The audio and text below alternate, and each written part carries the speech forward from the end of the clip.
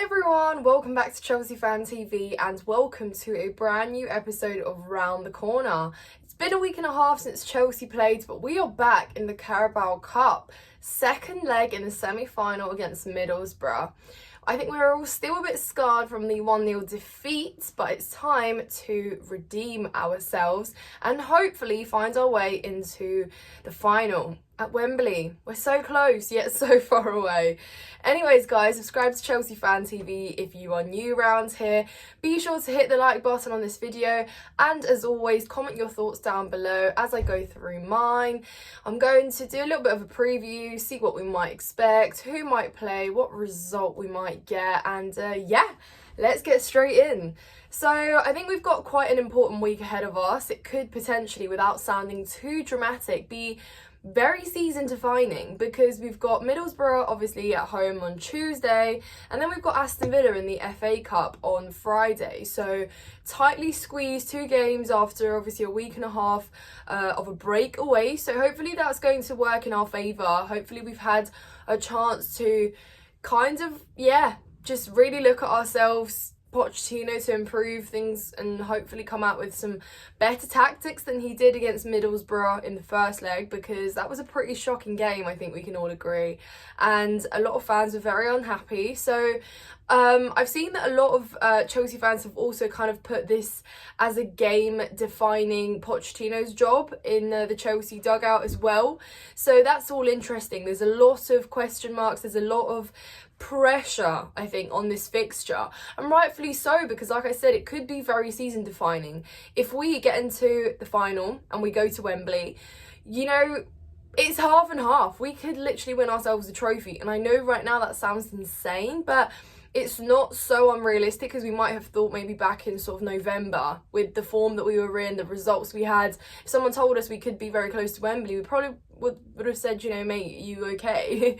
But things are different. It's possible, it's realistic. Yes, I know that Liverpool is still in it. They're probably going to be at Fulham in their second leg. So seeing how they played against Bournemouth as well, the 4 goals scored in a half, you know, they can be lethal still without Mo Salah. I mean, not to be underestimated, obviously. So there are causes for concern on the other side, but we can't look too far into it, guys. Like, we have to just take our game, see the job through, get it done, and then think about the final afterwards, because you can only win what's in front of you, and that is Middlesbrough first. So let's talk about it. They've just drawn to Rotherham, who are bottom of the league, I believe, in the Championship. I think they've got like 1 win in 16 or something of that sort, which is obviously not great. So they struggled. So I think they're either A, going to be better and easier to play because a bit more, you know, vulnerable coming away from a draw, or they're going to have all to play for because they beat Chelsea in the first leg and they're going to come to Stamford Bridge with confidence, thinking, yeah, we can definitely have a go. We did once and we showed them, we showcased where our weaknesses are across the pitch. So if Pochettino doesn't fix up and address those weaknesses on the pitch, we're going to have some problems. But guys, fear not, because we have a couple players back. I know we've still got an extensive injury list, and to be quite frank with you, I'm not too sure what the clarity around that is, because a lot of players are sort of coming towards the end of their rehabilitation process. Others have question marks regarding how fit they are or how close they are to coming back. So I feel like we're kind of left in the dark here with regards to our injuries, but I guess we're just going to go with what is very obvious and who is very fit. Anyway, guys, I have good news for you. We potentially might have 2 fullbacks available for this game. Yeah, I know, crazy. It's been a while, hasn't it?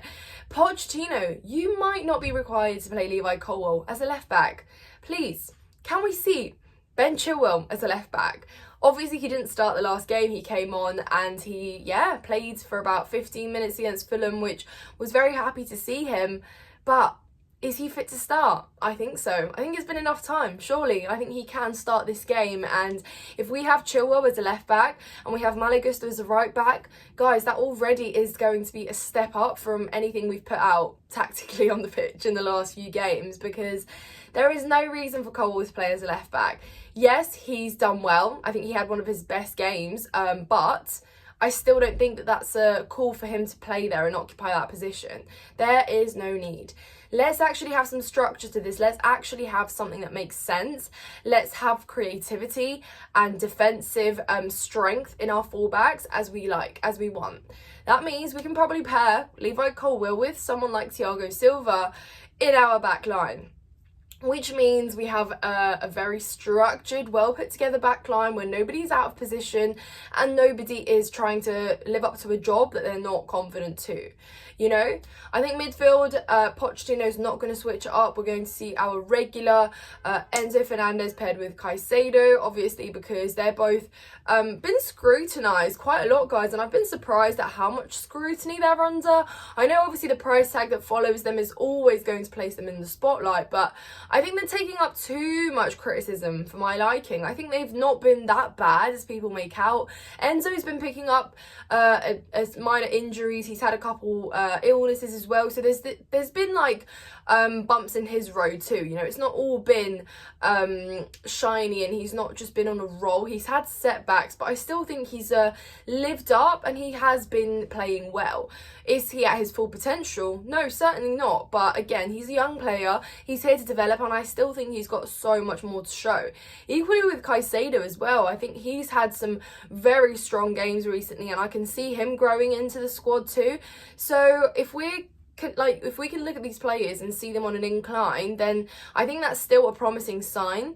They're not regressing, I don't think, at all. So for me, they can only get better. I like what I've seen. There's potential. I want to see more, obviously. But again, that will come with practice. It will come with playing. So hopefully they just can be very dominant in a pair together against Middlesbrough and really just run that midfield and make sure that, you know, transitions are quick, passes are sort of forward as opposed to backwards.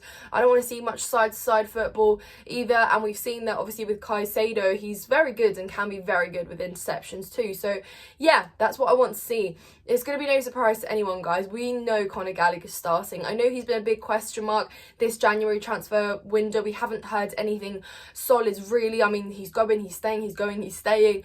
But let's be real, Pochettino's going to start Gallagher. Until Conor Gallagher is a player at Chelsea, he just will start, you know. And I think and I feel that might be a reason he will accommodate for Conor Gallagher starting maybe as a 10 for how he basically places everyone else.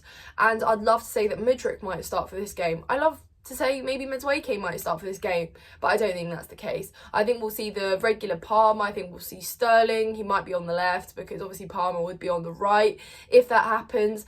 And I think we will see Armando Broja at the top of the attack because let's be real, I hope he's learnt a lesson. We can't play without a striker. It just doesn't make sense. You know, Broja isn't necessarily the best striker, but he also has had a question mark around him and being sold. I don't know what that really has developed into being, but no solid news really. I think the price that we've set for him isn't one that clubs are necessarily going to entertain and engage with too much. So, you know, if he's available, if he's in the squad, if he's there, I think he's going to start because, again, I think Pochettino's going to have learnt from his mistake where, you know, we didn't play with a striker and it just overcomplicated things. So, again, if we are learning lessons here, say we, as in I am with Pochettino, but yeah, there's just no need to experiment with playing a false 9 when you have an out-and-out number 9.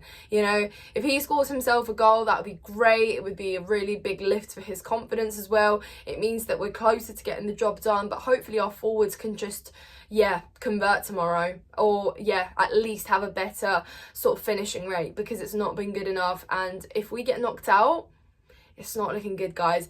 We are basically faced with two conversations. It could go either way. Like, literally, you're looking at the two ends of it. If we lose to Middlesbrough and we get knocked out of the Carabao Cup just a moment, an inch before the final, I dread to think what's going to cook up in the fan base. It's not going to be pretty, and it's really not going to be very confidently, yeah. Because, guys, look, Aston Villa, yes, you could beat them. Very hard job.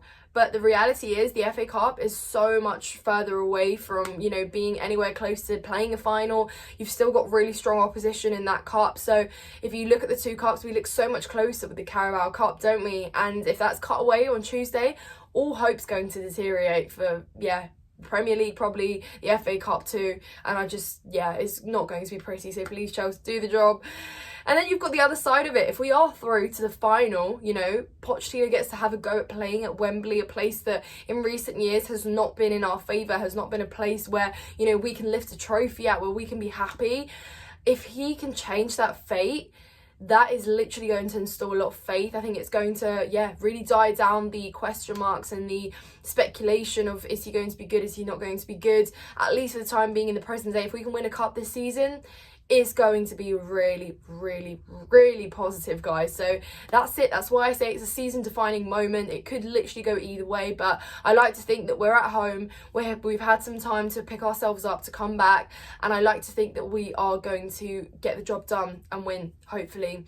But again, not going in with that much confidence, but I just still like to believe that we're going to turn up to it. And when I say turn up to it, if we turn up mentally, if we want it, if we showcase determination and the players actually want to play a final at Wembley, then we'll get the job done. Because sometimes the mentality, when it's there, it does overcome and it does sort of outweigh the quality that you can show in a game too. It matters, it really does matter. But, you know, it's not just one goal we're after. We've got to score 2 minimum. We need to kill this game. And yeah, but anyways, guys, let me know what your thoughts are in the comments down below. How hopeful are you that we beat Middlesbrough at home, that we proceed into the final?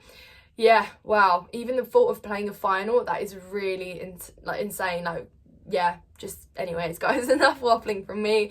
Check out my personal channel, Nina's Chelsea Corner, if you've enjoyed this video. If you like my content, want to hear more from me, then be sure to subscribe to my channel. Obviously, again, like this video, make sure you're subscribed to Chelsea Fan TV, hit the bell notification as well so that you're always alerted to new content dropping. Thanks so much for watching, guys. I hope you have a lovely week.